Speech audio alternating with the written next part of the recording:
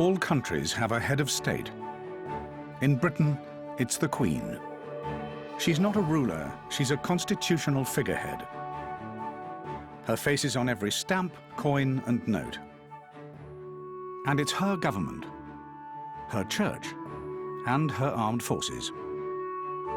Few monarchies survive in the modern world. She remains on the throne by tradition and popular consent. And the Queen doesn't govern, she reigns. This film will show what it means to sit on a 21st century throne.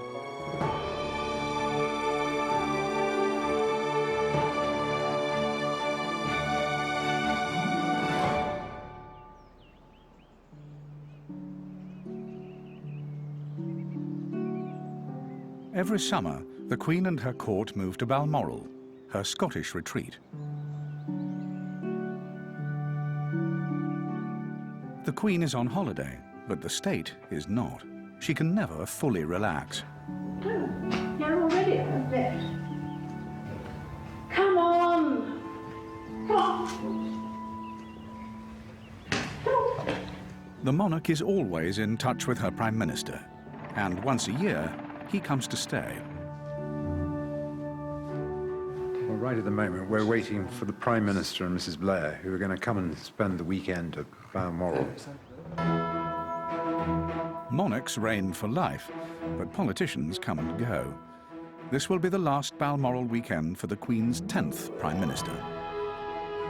It's Tony Blair's duty to keep the Queen informed, and hers to listen. But this visit is a social one, too. It's been touch and go, and in fact, when you arrived on D-side, it was actually sort of just raining, and it's just got better. So well, I had faith that this year, like every other year, we would be going to the barbecue. And No, I'm not disappointed. no, if we take you... There's absolutely nothing you can't say to the Queen. I mean, I told her about lots of things in my time. And then I should see the Queen more straight away, and I'll just go like...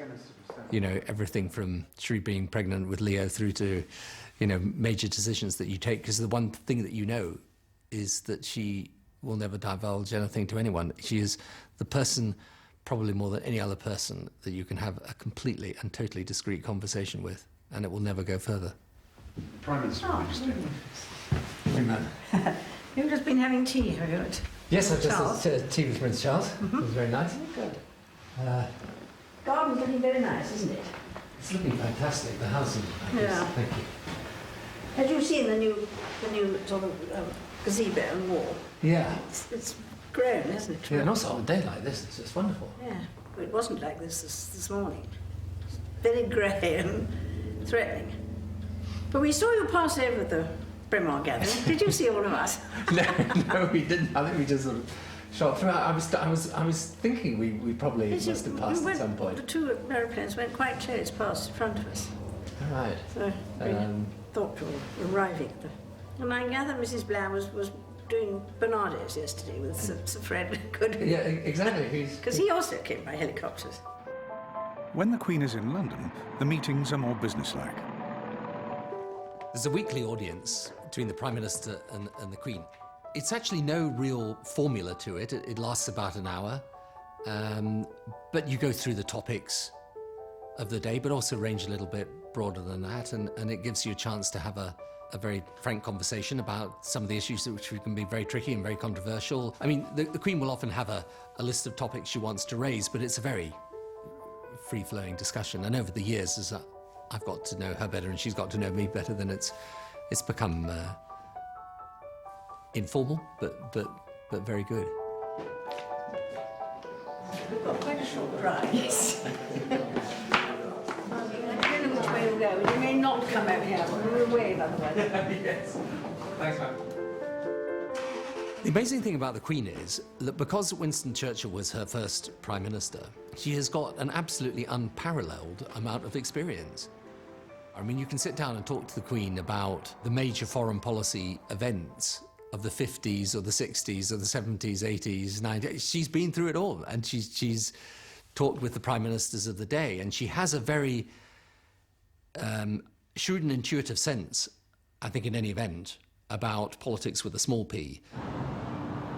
Politics with a big P bring the Queen back to London every autumn. Her standard has not flown over Buckingham Palace since July. The Queen is preparing for the most important fixture in the constitutional calendar, the state opening of Parliament. Once, monarchs ran the country. Now, politicians do. But it's still the Queen who opens Parliament to begin the political year. Her representative at the Palace of Westminster is former General Sir Michael Wilcox, better known as Black Rod. We're all clear of the mood. We are, yeah. His job dates back to the days of royal rule. Okay, good, good. Black Rod was the doorkeeper. In other words, keep the undesirables out and keep good order and discipline within. And wheelchairs, do we know how many we've got this year?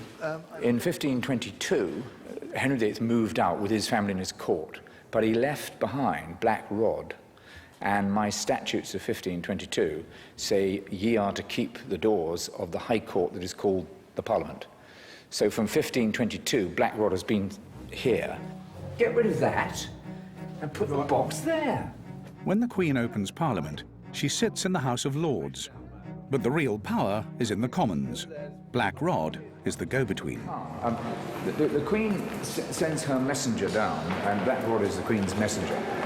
And you go down to the Commons. Now, what happens when we get down there is the Commons will shut the door in the face of the Queen's messenger. And that has become symbolic of the independence of the Commons. The slamming of the door is to say, we're the elected Parliament, we're the part of the Parliament, we're the ones that have been elected by the people, and we decide who comes in. So he has to go through the ritual of banging on the door.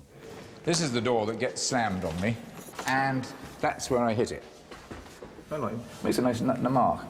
I enjoy it hugely. I always try and get through without them closing it. I speed up without them noticing and see if they shut it in time. Have you succeeded? But no, very nearly. Last year I did. Very, very nearly. And the cries of, shut me the door. You actually come to the bar of the house here.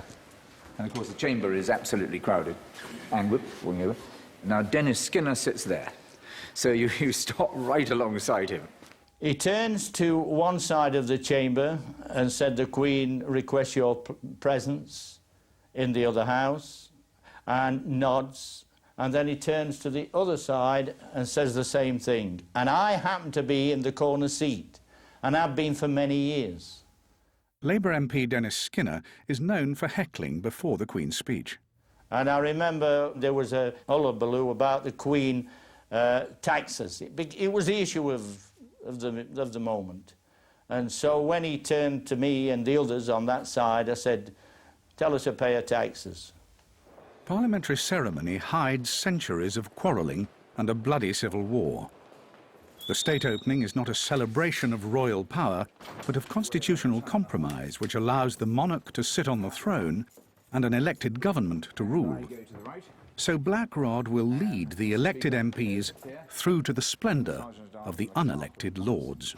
And we all bow, and then the Queen delivers her speech. But you see the effect as you come up. It's, I think it works. I think it's terrific. It really is. You notice the two thrones here, and you can tell which one the Queen's. Can you tell? Look at the feet. You see, you can't sit higher than the Queen. And hers is a couple of inches higher than the Duke of Edinburgh's. If you look at our traditions and our ceremonies, provided they have a fundamental, reason for them, then something as spectacular as this, something that's been going on for 500 years, strip out anything we might feel looks a bit ridiculous now, but it's a tremendous look back to our history and continuity, and it symbolises what the monarch stands for and her relationship between the houses of her parliament. So I'm very, very pro it. Historic tensions still exist. Some MPs refuse to take part. My objection is not really about the tradition. I take exception to the fact that we are being asked to go to the House of Lords to listen to this address, which has been drawn up by the government of the day. But it's like giving licence to the idea that the aristocracy is important. And I refused to do that.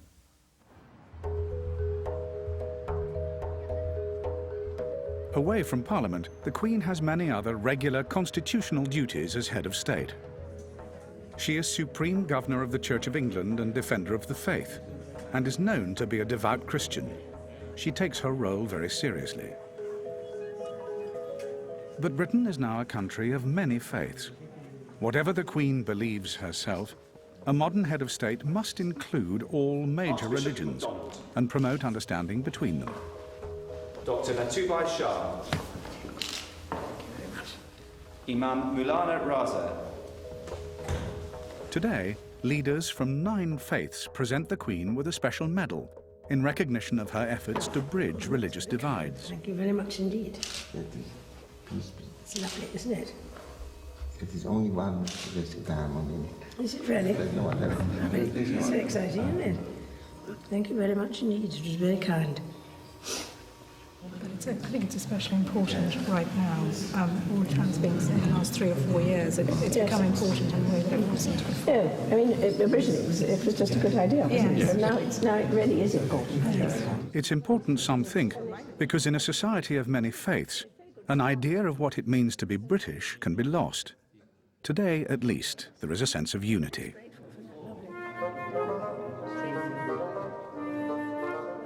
Indeed, constitutionally, she is head of the church, but we are all her subjects. We live in this country. Britain is our home. And like the Christian community, Muslims, Jews, Hindus, they all consider Her Majesty as Queen. And they consider Her Majesty the head of all our communities. Thank you. Right. Unfortunately, I had a stroke, so I was on holiday. Good strong push.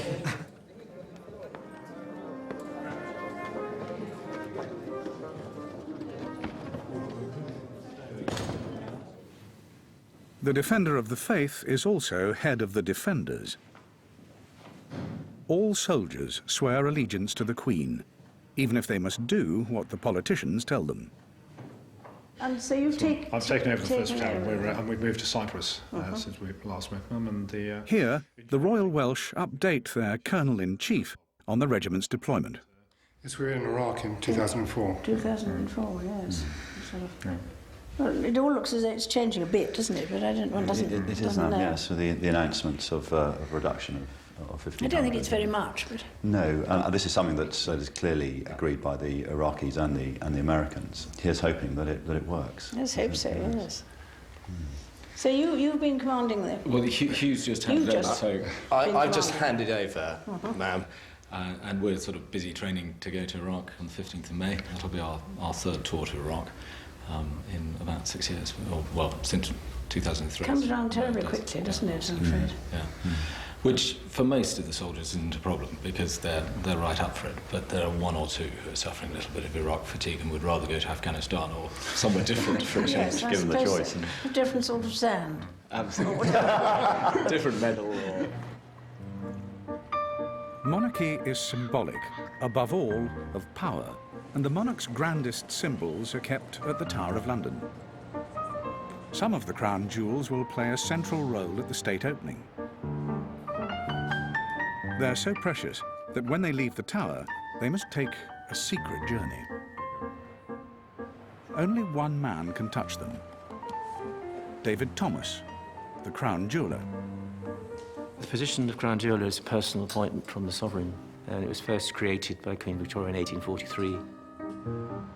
Before the ceremony, David brings the imperial state crown to the palace in an unmarked box.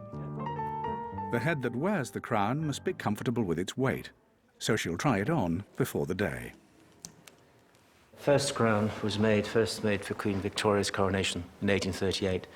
It was remade for George VI's coronation, and it was partially remade for the coronation in 53. When I say partially remade, the head size was made smaller and the arches were lowered to make it more feminine and a lot lighter, because it still weighs 2.5 pounds. I mean, you've got the most fantastic collection of stones in here. Right in the front is the 2nd Star of Africa. The first star is in the sceptre with the cross, which is also in the Tower of London. And the Black Prince's ruby right in the front. It isn't a ruby, it's a spinel. It's actually worn by Henry V at the Battle of Agincourt in 1415. And the 4 pearls in the centre, 3 of which were on a necklace belonging to Elizabeth I. I think we have to be satisfied that we do have the finest stones in the English crown jewels.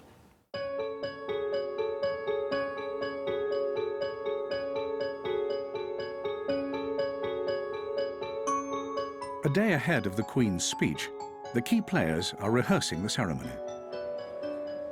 The household cavalry will be lining the royal staircase as the Queen enters Parliament. As you're entering into the corridor tomorrow, okay, remember it's the left foot making the noise, the right foot sliding in. And the same detail when we exit the actual staircase as well. The household cavalry are the only soldiers allowed to draw swords in a royal palace. Inwards, turn. Inwards, dress. You go up there where he was. Go there. Always, this is quite a long stand and carry, and they're in full armour, you know, breastplates and everything else, and they're very young soldiers. And every year, 1 or maybe 2 get sort of slightly, you know, overcome and have to be replaced. So they've always got 2 spare. Bags left and right. Turn. Quiet. Quiet. In the Buckingham Palace billiard room, David Thomas is checking all the royal regalia for the state opening, including the cap of maintenance. Originally an inner lining for a crown, it symbolises the monarch's spiritual power. It does represent the sovereign, and it's carried before, as with the Great Sword of State, at all state occasions. This is velvet, red velvet cap, and the gold braid at the top here. And this is ermine.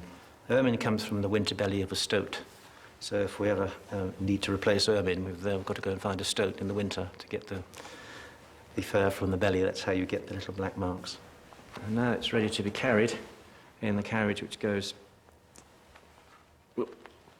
with the crown and the Great Sword of State. Here we go. Lovely engraving on there. Again, it's silver gilt. It represents the sovereign's royal authority. And we have the emblems down here of England, Scotland, and Ireland. The other side, if I turn it over, it's the same. It's England, Scotland, and Ireland, and the lion and the unicorn here.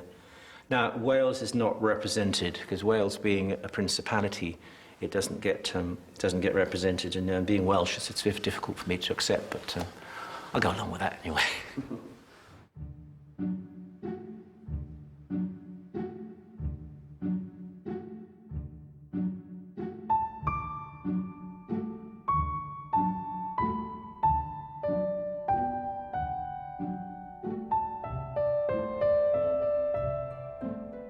In her private audience room, the Queen is waiting for the President of Latvia and her family.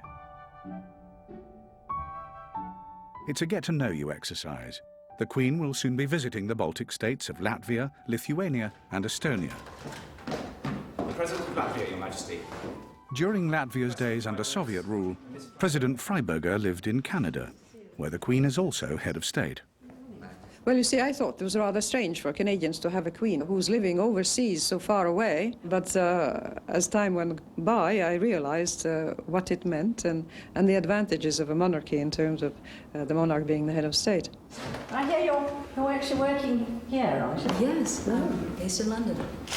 That's what brings you here sometimes, isn't it? So that you I can can't see really. It's, I'm not allowed. You're not allowed to come and see her? No, not really. Because, you see, one has as president a rather limited time at one's disposal, and a lot has to be done in that time, and it doesn't leave so much time for private visits as well. She embodies the best that monarchy has to offer.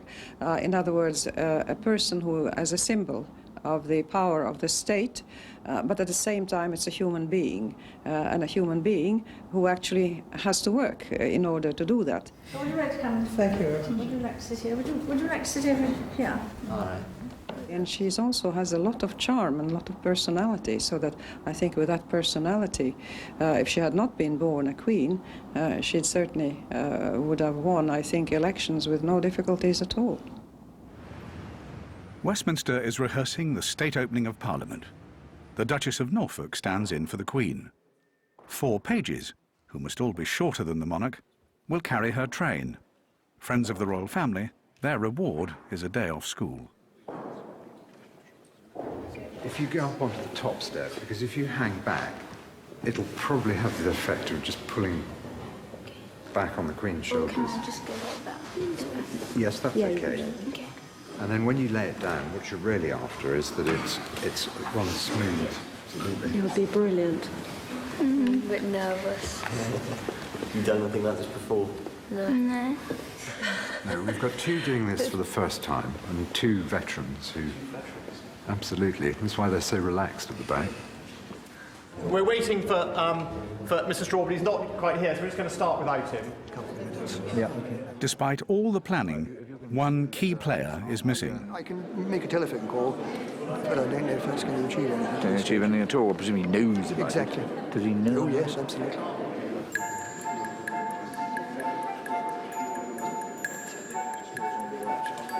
And then you like coming through this side? Yes. No, well, this side is better. Yes.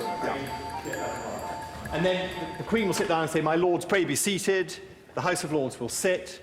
And then when she's ready, she will then tell the Lord Great Chamberlain to tell Black Rod, who is down there in the central lobby, to get the Commons. There's roughly about a minute wait, because we can't start the speech too early, because the Queen doesn't like speaking when there's a lot of noise still going on. We then start the speech, and I quietly say to the Lord Chancellor, "Go." As Lord Chancellor, Charles Falconer is Britain's most senior lawyer. And Charlie, the longer you take, the better, because it fills in time. It'll be his job to present the speech written by the government for the Queen to read. And Charlie, actually, sorry, just one sorry. For me personally, it's the most nerve-wracking event you could possibly imagine. If you're making a speech or discussing some political issue, you know, you can sort of correct your words. But here, the eyes of the world are upon you, and it's a really nerve-wracking occasion.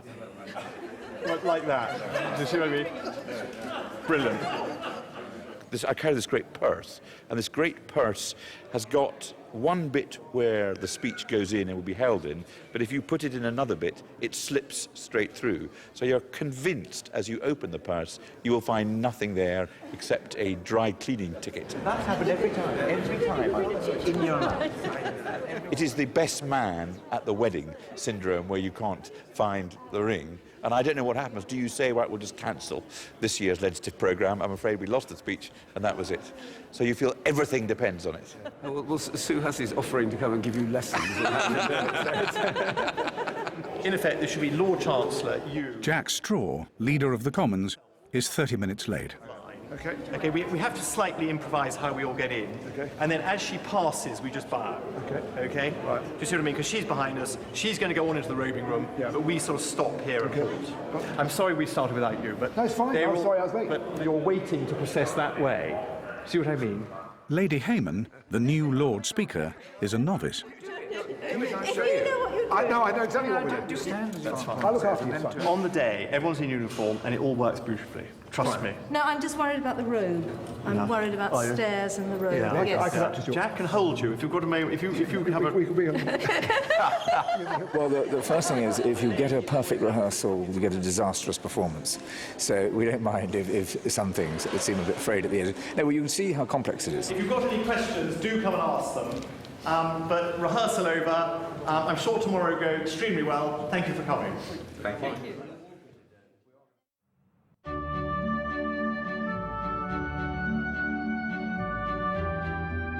The state opening is a public spectacle too. The Queen's horses and carriages will form 2 processions through the streets, one for the crown jewels and one for the Queen. Long before dawn on the big day, the Royal Mews is hard at work. Yesterday we started at 2:30.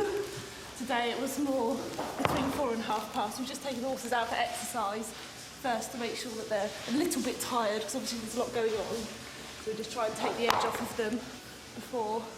I'm an outrider for the Crown, so I'll be riding a bay horse today. I'll put on the Crown procession, which is quite nice because we actually lead the whole thing out because we got for the Queen. So I haven't done a state opening before. Such an amazing feeling when you're riding out, you know, up the Mall or across horse guards with all the crowds. It's just unbelievable. You just ride out and there's just everybody there and you just got this, you get little, like, butterflies in your stomach's little knot, and it's just an amazing feeling. You're like, I can't believe I'm actually doing this for the Queen. It's just a bit surreal, really.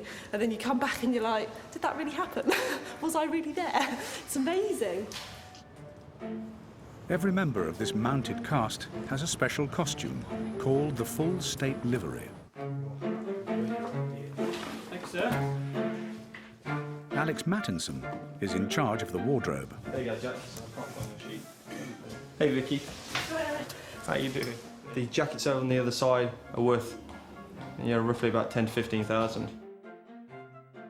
Pretty much most of the uniforms are over 100 years old, so we're still using them even to this day because they're only used once a year. Then we pretty much get quite a lot of life out of it. So a lot of the breeches actually have names in from 1901 and things like that. We come to the age, the thing really, whereby if you don't fit the uniform, you don't really do the job sometimes because then we have to try and find someone else. I've never actually yet said, I'm afraid I can't get you into this. You just probably won't look as good as some of the others. That's the only thing.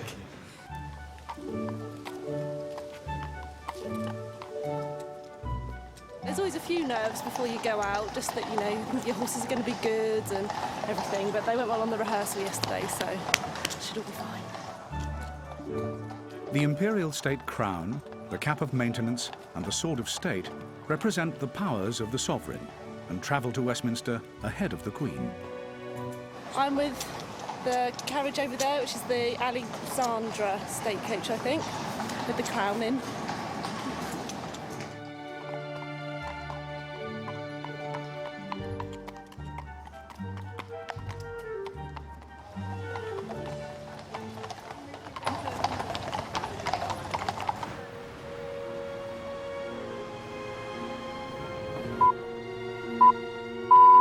You're listening to Today on Radio 4 with James Naughtie and Sarah Montague. Today marks the start of the final session of Parliament with Tony Blair as Prime Minister. It'll be officially opened by the Queen. Speaking in the House of Lords, she'll outline the planned programme of legislation, and by the time of the next Queen's speech, Mr. Blair will have stood down. From Westminster, our political correspondent, Laura Kunsberg. Like much of his administration's previous legislation, the speech will concentrate on law and order. Expect measures to tighten the rules on immigration, create more secure borders and longer sentences for violent offenders.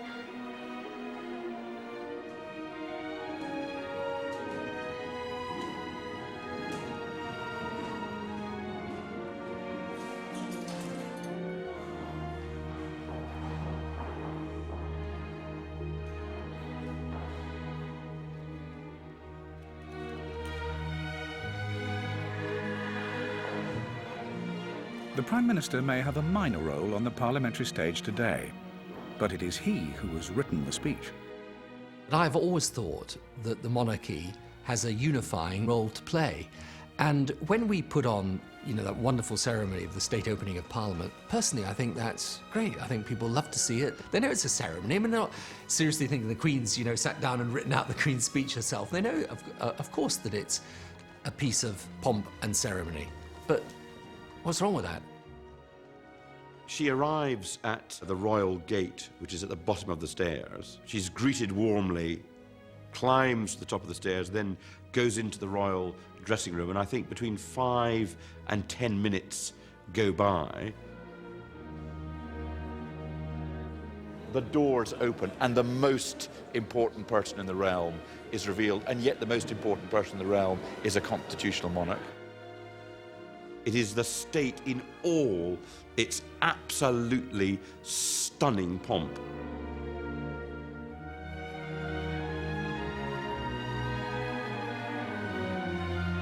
It is utterly and totally illustrative of everybody's place in the Constitution. The judges, respectful and in order, the bishops, suitably spiritual, everybody in their place.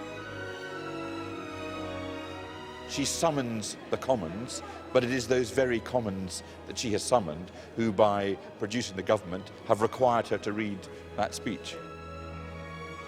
Close the door. The elected deliver their symbolic, historic snub to the unelected.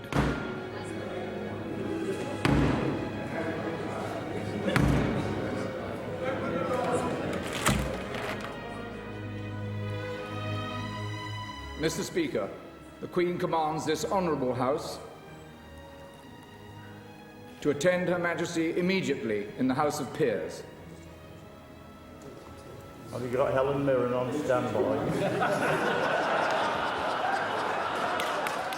The Commons shamble along from the House of Commons chamber, making a huge noise indicating that for all your grandeur and for all your pomp in the House of Lords, we are the people who make the noise and we are the people who matter.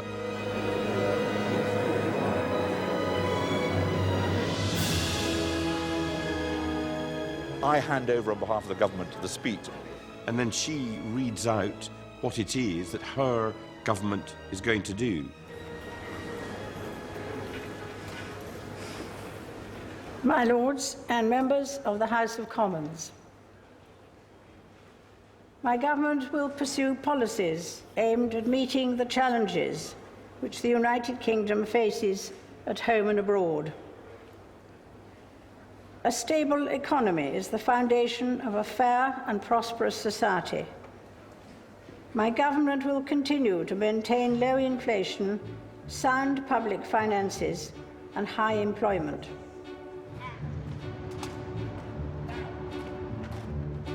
The crown jewels are back in the Tower, but the constitutional role continues all year round.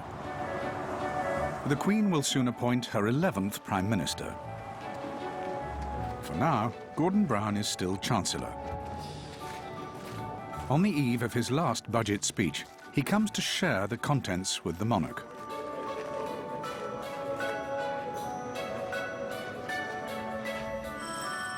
The Queen removes the corgis for the occasion. I'll shut the dogs up for the moment. That was good, ma'am. I think wise. It's meant to be an opportunity for her to give advice, as well as to listen. What I do every year is report to the Queen the night before the budget, and I go through all the major details, and she asks questions about what's happening, not just in Britain, but around the world.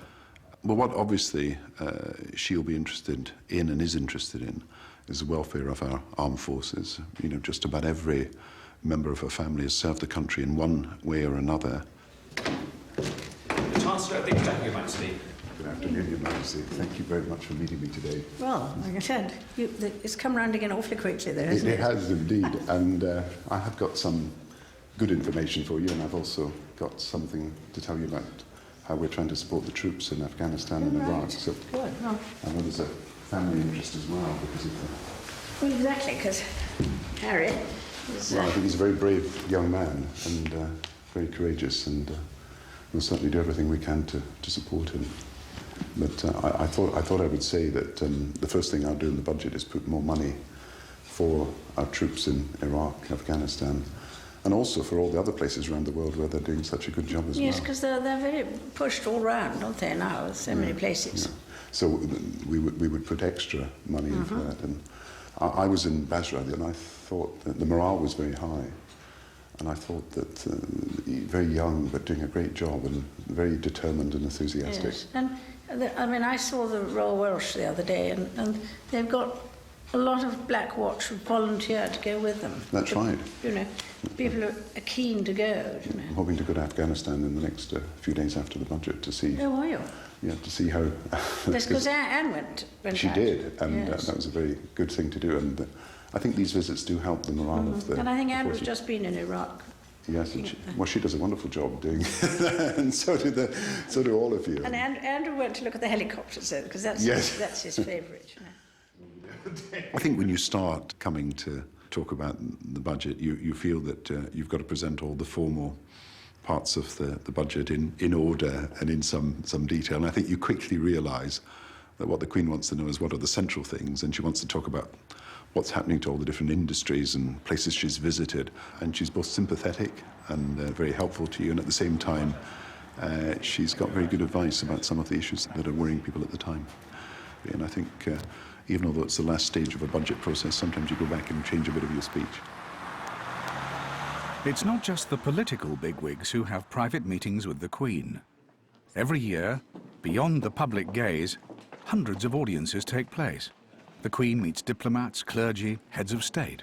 I will stand on the left and walk in first. The door will open.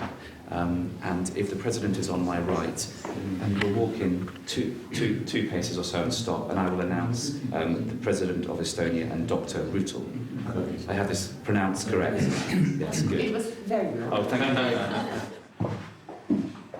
President of Estonia and Dr. Rutel, Your Majesty. For the monarch, it's an unchanging round, but if she's bored, it never shows. The Ambassador of Poland, Your Majesty. Whoever the guest, the format is the same. Your Majesty.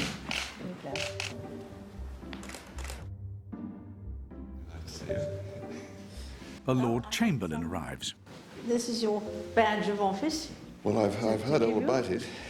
You wear it in a very strange place, but otherwise it's all right. Dare I ask where? You wear it here. I wear it on my back, yeah. yes. A Dean of St. Paul's retires. First of all, it's a great pleasure to be able to give you the KCVO as a token of thanks and appreciation. Very much indeed.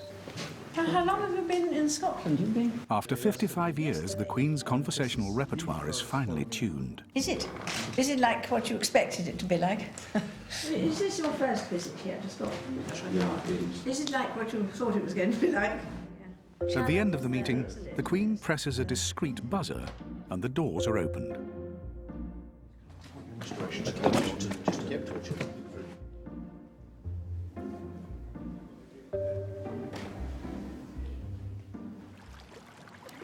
As head of state, the Queen has visited most countries on Earth at least once. But even after half a century, she's still covering new ground. The first state visit by a British monarch will be a milestone for the newly democratic Baltic states of Lithuania, Latvia and Estonia, which will be the last stop. For the British ambassador, Nigel Haywood, this will be one of the high points of a 27-year career in the Foreign Office. We really are in the most pro-British country I've ever been to in my life. I've been to quite a lot of countries. Estonia will be the 132nd nation the Queen has visited. And it's hoped thousands will greet her here in the capital, Tallinn, before a concert in this square.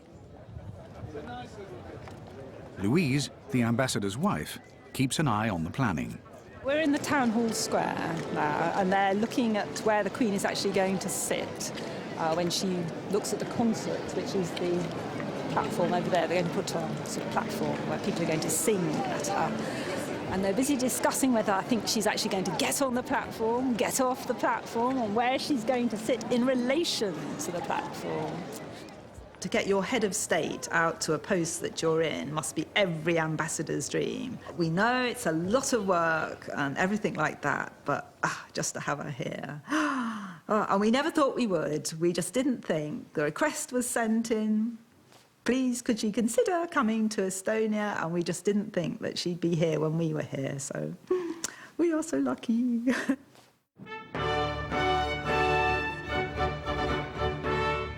The Queen's visit is fast approaching. Nigel has asked the Royal Navy to stage the last engagement here in Tallinn Harbour. What we have to do is make the absolute best possible display that we can.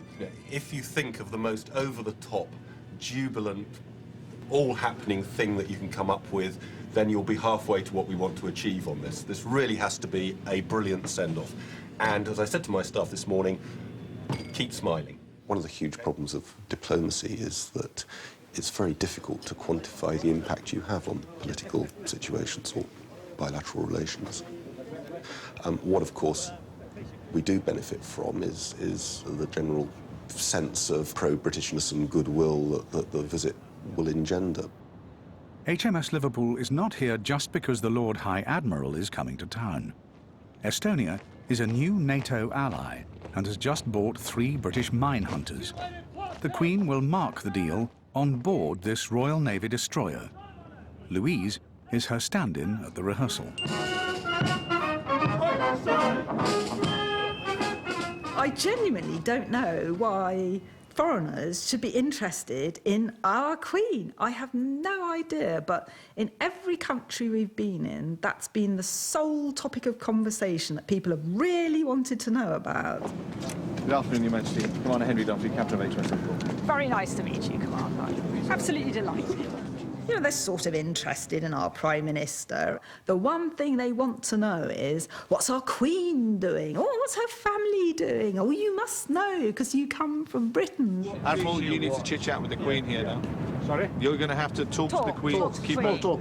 Small talk. It would probably focus change. I'll talk about her dogs. How are her dogs? No, is somebody looking after Louise, her dogs? stop getting surreal. Oh, sorry, no.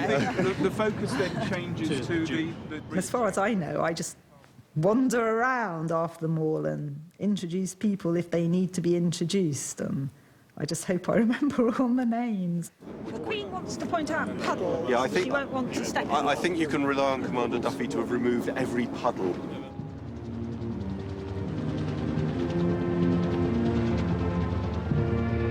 If she can't wants to see move the the fly fly path. past, she'll need to step out like that. Yeah, so- because there's 2 things. 1, you can't see the fly past, and 2, she should be standing here. Nigel's starting to get butterflies now.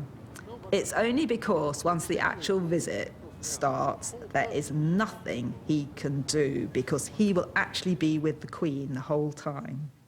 I keep saying, yeah, it'll be fine on the night, it'll be okay, but he'll still worry about it, and he'll worry about it right to the end. Your Majesty?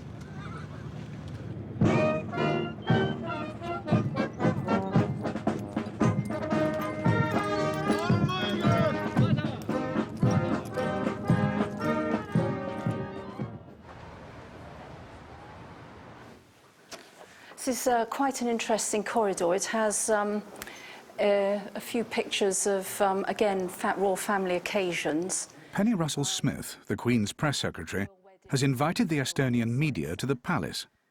The Queen is more proactive than ever with her public relations, and it's hoped the visit will be one of the biggest stories in Estonia for years. There aren't many countries now where the Queen has not been, actually, so she'll be delighted to come and see Estonia for herself. She really will. Penny wants to make sure that everyone understands the Queen's role as head of state. Does the government plays a role in organising some agenda topics, what to discuss? Right. Because the Queen is not an executive head of state, there won't be substantive political talks. But as you may have been told, there will be the very important ceremonial element of it with the welcome and dinner. How it was decided that the Queen will go to Baltic states? You said Yes. that she's not doing it herself. No, the British government will have advised her, and obviously, since we are now, partners in the European Union and NATO, obviously the British government decided that it would be very appropriate. Anything else? Our president was in an official visit recently in Scotland, indeed. and they met. Yes. So are you able to recollect any of her impressions of the meeting, or are you able to comment? You're digging away, aren't you? It's very hard for me to say. I simply don't know what was discussed. Ian, hi, it's Tim. I'm returning your call on... Whether it's the Baltic or Blackpool, the Queen's movements are all planned here at the palace's travel office. It should be okay. We've proposed to the Private Secretary that she could fly out in a helicopter from Holyrood. Former fighter pilot Group Captain Tim Hewlett is in charge of royal transport. So Paul Fgrave would come out with the Queen, and you would cover both the Queen and Prince Philip for the day. I'm responsible for all aspects of air travel that all 12 members of the royal family carry out. In looking at the whole of the Baltic states visit, we have 3 countries in 5 days, which is quite challenging. Not a huge choice of aeroplanes on which to do this. The Queen doesn't have her own aircraft at all, other than the Queen's helicopter. So we've looked at and priced a British Airways aircraft for the task. Hiring the plane for the 5-day trip will cost £70,000. British Airways hand-pick the crew. But Tim still insists on a pre-flight briefing. They will be apprehensive, so part of my job is to reassure them that, that they're there really to do what they do best. Good afternoon all, ladies and gentlemen. As Bob said, this is a private charter for the Palace for a state visit for Her Majesty the Queen and His Royal Highness the Duke of Edinburgh to go to the Baltic states. You'll find that the first and third rows will be taken out on the front right-hand side of the aircraft. That is where the Queen and the Duke of Edinburgh will be sitting, and by taking out every other row, that just allows them a little bit more sort of leg space. Let's just come onto the cabin staff side. Nettie, I know you've done this before, and it's super to see you again. Remember how to mix a gin and Dubonnet, Nettie? 70-30. It's my girl. And some bitter for the Duke. Used to be Double Diamond, but I think they've gone out of business now. Newspapers, periodicals, a good selection of everything, including the Racing Post, please. No, we've mentioned that to Adrian already. Absolutely essential reading, so if we can make a point of having the Racing Post amongst a cross-section of tabloids and broadsheets. Yes, we could do that.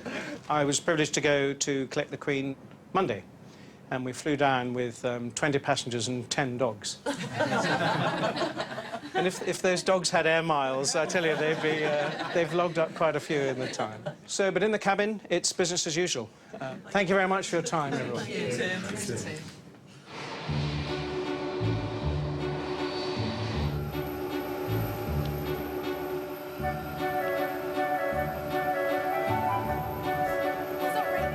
After a year's planning, the Queen finally reaches Estonia on the last leg of her Baltic tour.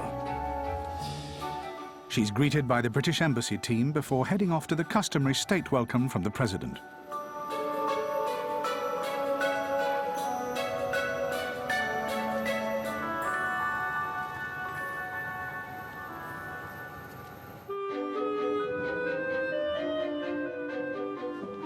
At the State Banqueting House, manager Peter Knoll is fine-tuning what should be the grandest dinner in modern Estonian history. Table number 3, this one chair is completely wobbly. And since the food is going to be placed, Ronaldo, on the table, we have to move the glasses and the napkins slightly back, otherwise you have problems. Foreign Affairs Department has just arrived, so we can soon get the table plan as well, so we know who is sitting where. It looks good so far. We had been doing about 6.5 hours of ironing of seat covers and then another 2 hours of the tablecloths, because there's 12 tablecloths in here, another 10 tablecloths over in the Olefsaal, where the reception will be, the receiving line. So it's quite a lot of tasks which had to be done this morning. We started already 9 o'clock and the Queen arrives at 8:30 this evening. Estonia is known for, we get everything done, but it's done last minute. Today we were at 4:30 ready with everything for something which is starting at 7:30. So this is actually a record probably, but in a positive way.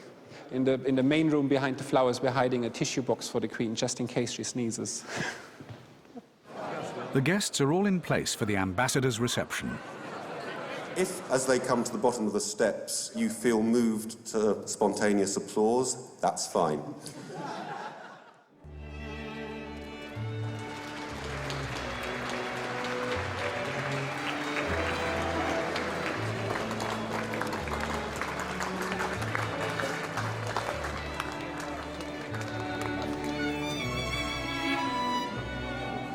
This is mainly a group of artists headed by Tanu Kalliaste, who was the inventor of the Philharmonic Chamber Choir. The Queen and Prince Philip have 45 minutes to meet Nigel's 200 guests.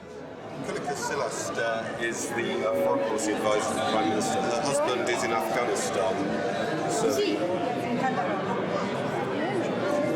Do you hear from him occasionally? Every day.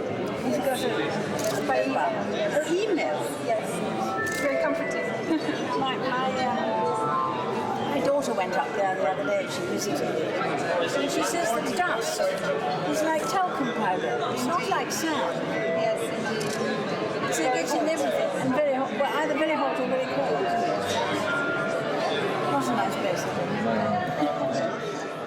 The introductions are taking longer than planned. One of the Queen's private secretaries has a word with Nigel. As the Queen's host, the ambassador should make sure she keeps to the schedule. What should I say to her, actually? The time has come? Yeah, the time has come for a toast. We were just checking the clock. I think we're probably overrunning slightly, but everyone's enjoying it. We just have to gently move Her Majesty on so that she's not late for the next appointment. How do you do that? I don't know, but you're about to discover.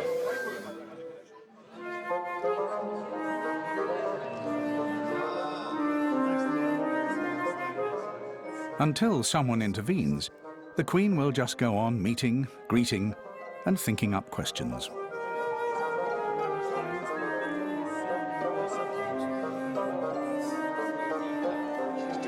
We're seconds to go. Her Majesty, I think we probably need to move on. Toast.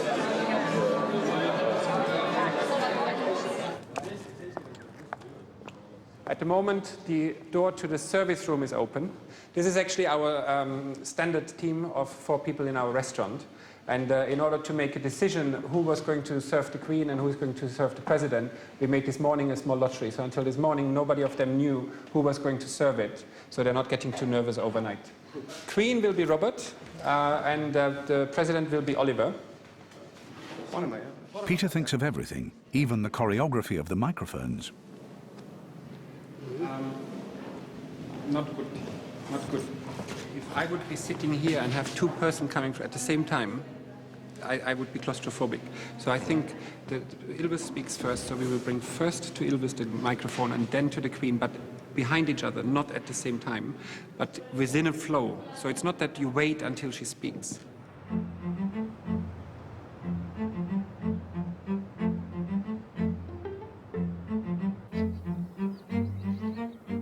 This is it. This is my Estonian creation. Well, this is very state banquet. The Queen, I know, will come with all her glitzy bits, but apparently we were told tiaras are not required for those who don't have them. Just as well, because I do not. Because I've never been to a state banquet before. That will be really, really exciting. And it'll probably be the only one I'll ever get to go to. Often if we go to important dinners, you're sort of sitting with important people, but now we're sitting with really important people. And it'll be interesting to see how the conversation goes, really. So I'm sort of quite looking forward to that bit.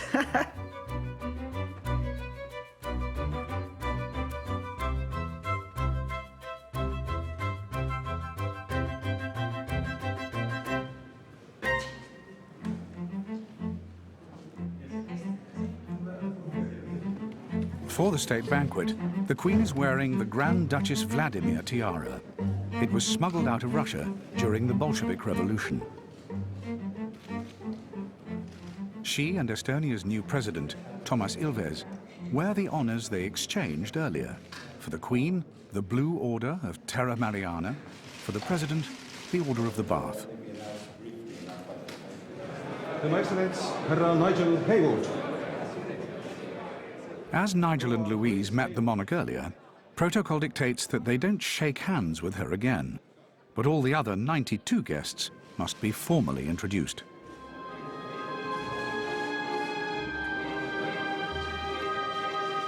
Herr Tim Hewlett.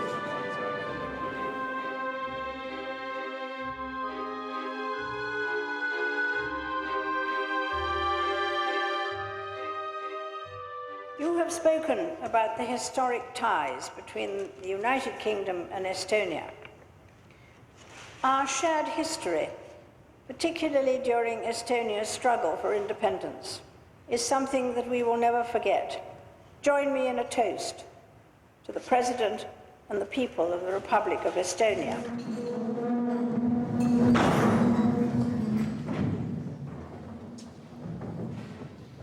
Oh, it's very good, thank you very much. I only managed to knock over a chair, which was a trifle embarrassing, but there we go. Oh dear.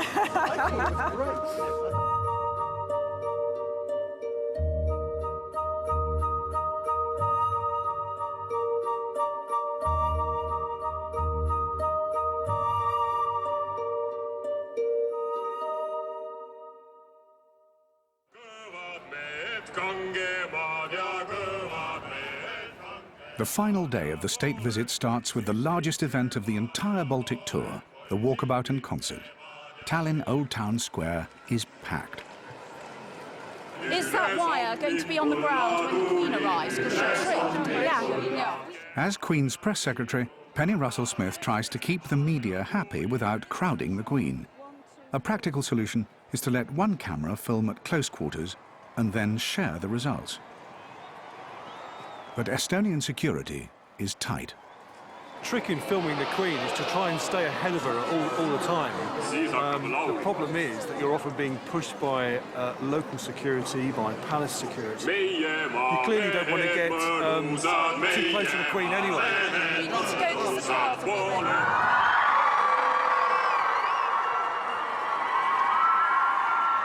But when the Queen arrives, Penny finds that she too is a target of Estonian security. Paul, we're too close. No, Paul, Esgrave, this security guy's causing the problem because they're getting too tight. Too tight? Too tight. Can he go? He's causing the problem. Hey, whoa, Queen's cameraman. Queen's cameraman. What are you doing? Yes, we know that. Stop pushing me. How dare you? That's quite vicious. Things are more orderly on board HMS Liverpool. Yeah. So and then I'll say, Your Majesty, could I ask you to sign a visitor's book? Yes. Okay. She sits down. I'll then step back because I've got to stay out your way.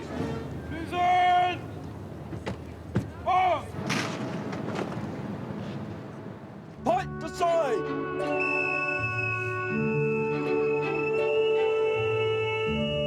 The tour ends with the Queen and President Ilves celebrating UK-Estonian military links. Here, on one of her ships, she meets Estonian troops who have served with British forces in Afghanistan. I am quite proud, actually. I think we done well here. You know, it's really good. Everyone's enjoyed themselves, absolutely. The royal party have enjoyed themselves. People have been saying they're coming back again. And, you know then it's gone well, and everyone's had a happy time. Ma'am, it's been wonderful. I'm only sorry it's over. Thank you so much for coming. Thank you.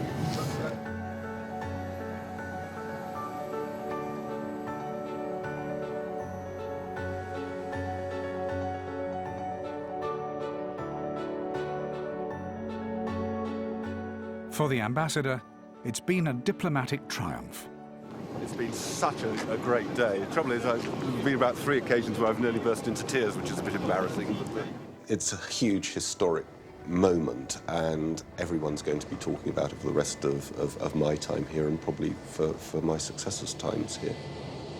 The Queen is special. She's the brand leader. This is the person everyone thinks of when they think of monarchy.